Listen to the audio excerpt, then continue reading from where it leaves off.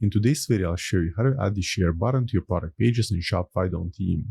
Usually by default, the share button is visible on the product pages just under the buy block, but in case it's missing or hidden, we can easily add it back. So to make this change, first we'll log into your Shopify admin account, then select online store. Now look for your current theme, in my case it's Dawn, then select customize.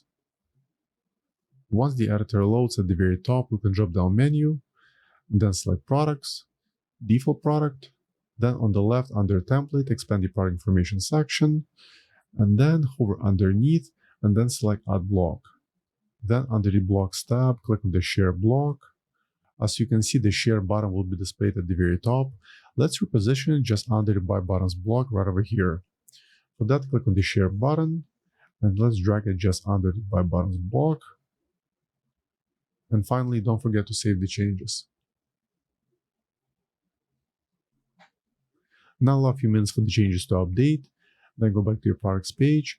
Let's try refreshing it. And as you can see, here's the share button, and this change should be reflected on the other product pages. Let's take a look at another product. Let's open this one. Yeah, here's the button.